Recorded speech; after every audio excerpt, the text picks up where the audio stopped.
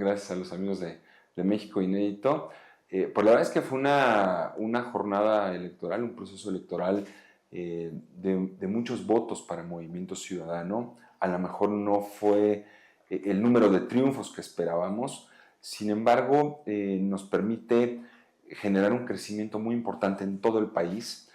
Alrededor entre el 8 y el 12% fue el promedio que se tuvo a nivel nacional. Y bueno, pues esto nos coloca como una de las fuerzas opositoras más importantes del país. Hemos logrado desplazar a las fuerzas tradicionales en algunos estados, a unos, en unos a otros. Entonces Movimiento Ciudadano se está convirtiendo en esa opción política para las y los mexicanos. Pues fueron más de 100,000 votos, los logramos elevar. En este caso, sí detectamos dos motores importantes. Uno es la campaña de Maines Presidente, que logró jalar muchos votos en todos los rincones del estado, en todos los municipios, inclusive en aquellos donde no postulamos candidatos, ¿no? Recordemos que el Movimiento Ciudadano postuló en 58 municipios. De esos 58, 17 nos dieron la mitad de los votos, de los 150,000 votos aproximadamente que obtuvo Maines Presidente. Entonces, nosotros detectamos que fueron los ayuntamientos y fue la Presidencia de la República quienes lograron al final levantar esta campaña. En medio quedamos los candidatos a diputados locales, los candidatos a diputados federales y en este caso las candidatas al Senado.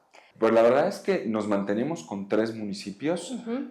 Seguimos teniendo un municipio metropolitano, en este caso va a ser San Agustín Tlaxiaca, la puerta de entrada a lo que pretendemos como gobierno. No lo logramos hacer con Zapotlán, esperemos en esta ocasión poderlo lograr con San Agustín Tlaxiaca para poder asaltar políticamente, electoralmente a la capital del estado en un corto plazo. Y por el otro lado tenemos 2 gobiernos, que será Huehuetla, en la zona Otomí-Tepehua, ese último municipio antes de ya entrar a Veracruz, y por el otro lado Cardonal, que también ambos se dan en un escenario de que por primera vez van a gobernar mujeres. Entonces el proyecto de Movimiento Ciudadano en esas regiones logró unir a los diferentes liderazgos para poder alcanzar el triunfo de manera contundente, ¿no? En este caso.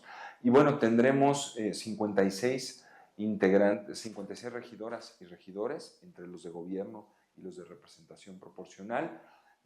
Hay un avance muy importante en municipios ya grandes, como es el caso de Pachuca, donde tendremos 2 regidores, el caso de Mineral de la Reforma, donde electoralmente somos la segunda fuerza, tendremos la sindicatura y tendremos 3 regidurías, el caso de Actopan, entre otros, ¿no? En Huejutla tendremos también presencia, en Tula, en Tizayuca, en la mayoría de las cabeceras distritales federales y locales, ahí es donde tendremos presencia. Y en el Congreso esperamos la asignación de por lo menos 2 diputados de representación proporcional. Sí, a nivel nacional se renovará la dirigencia, se tiene contemplado en el mes de diciembre, y bueno, pues también todas las dirigencias nacionales también tendrán que ajustarse en este caso, o ratificarse, pero en este caso sí para un periodo de lo que será 2024 a 2027, así lo marcan nuestros estatutos. Hidalgo había sido un estado que había estado sometido por interés del poder central a estar en elecciones, en constantes elecciones año con año. En esta ocasión, y con el empate de elecciones que se hizo hace algunos meses, tendremos la oportunidad de generar ya un proyecto ideológico, un proyecto con un programa de gobierno que nos permite estar cerca de nuestros representantes en los municipios, ¿no? Entonces vamos a trabajar muy duro con nuestra agenda de un buen gobierno para México, una agenda socialdemócrata que está planteada principalmente en 4 ejes.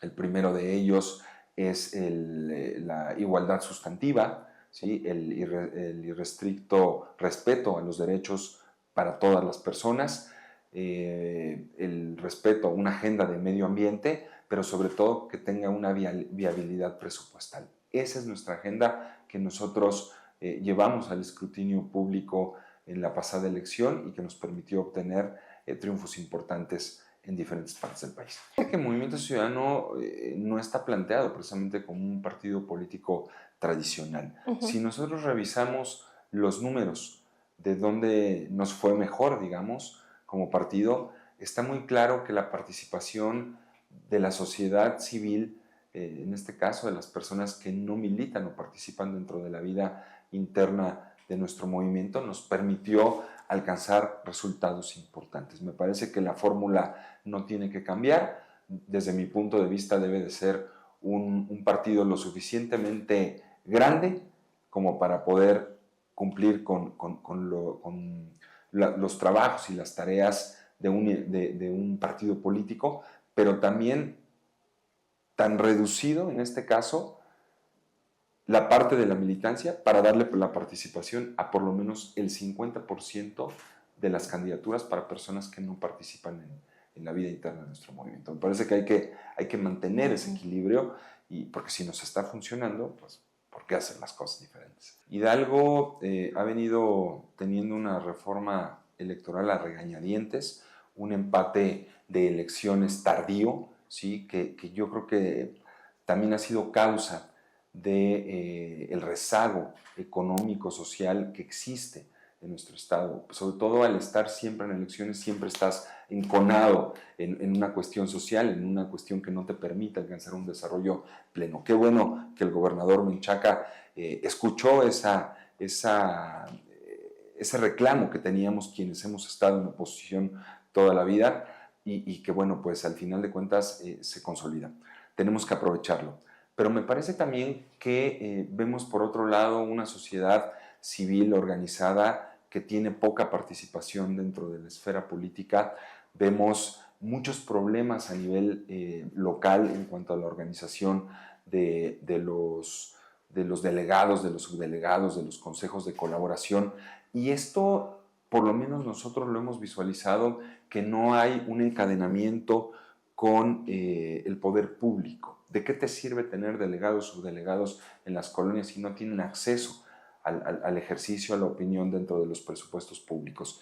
Entonces, tenemos que buscar, primero, hacer una evaluación de lo que han sido todas las acciones afirmativas. A ver, dicen a veces no lo digas porque no es políticamente correcto, pero aquí no estamos para decirlo políticamente correcto, aquí estamos para respetar los derechos de todas las personas, ¿sí? Y en este caso hemos visto avances muy importantes de ciertos sectores que estaban relegados. Pero tenemos que hacer una evaluación, como en toda política pública, y lo decía yo hace algunos días en la sesión del Consejo General del Instituto Estatal Electoral, en el que se asignó un 57% de las regidurías, sindicaturas y presidencias a un género. Y entonces se está abriendo ya una brecha con el otro género. Es como cuando dicen, la violencia no se resuelve con más violencia, la igualdad no se va a resolver con desigualdad. Entonces, hoy es el tema de género, pero mañana pudiera ser con otros sectores. Entonces, tenemos que tener una constante evaluación de eso. Hoy la mayoría de los municipios ya van a tener un gobierno diferente en cuanto al género, por lo que los siguientes tenemos que encontrar mecanismos en los que se vaya precisamente generando esa alternancia. Me parece que los regidores, una parte de los regidores deben de ser electos por voto directo de la población, porque solo así vamos a alcanzar dos cosas, que representen verdaderamente a alguien, ¿sí?, en los sectores o en las localidades, pero también que exista este encadenamiento que te estoy diciendo con otras figuras de participación ciudadana bien intencionadas que no se logran. Me parece que en cuanto al funcionamiento del Instituto Estatal Electoral, también deben de ser escuchados quienes son los encargados de ejecutar los procesos electorales, porque muchas veces se hace desde la comodidad del Ejecutivo o desde la comodidad del Legislativo, pero no se toma en cuenta a esas personas que viven el día a día los procesos electorales. Hay muchos trámites innecesarios, hay muchas lagunas, hay muchas cuestiones que a pesar de que se han sentenciado por los tribunales, el Poder Legislativo ha hecho caso omiso de eso, y por eso vemos que a veces los procesos electorales son tan inciertos, y eso es lo que no puede seguir sucediendo. Las reglas de todo proceso político deben de estar claras. Entonces vamos por ese tipo de situaciones. A ver, es que se tiene que revisar no solo desde la visión del instituto, se tiene que revisar desde la visión de las mismas personas que participan en los procesos electorales. Al final los partidos políticos estamos en medio. Tú no puedes estarle cuestionando a una persona indígena su pertenencia indígena. Me parece que se tienen que simplificar muchas situaciones como esas. Tampoco le puedes estar cuestionando a una persona discapacitada su discapacidad, ¿no? Porque llega a suceder que si no se cumple con ciertos trámites o con ciertos documentos que tengan ciertas características, simplemente las personas no pueden participar en teoría, porque al final eso fue lo que nos llevó a tantos juicios y a tantos cambios al final.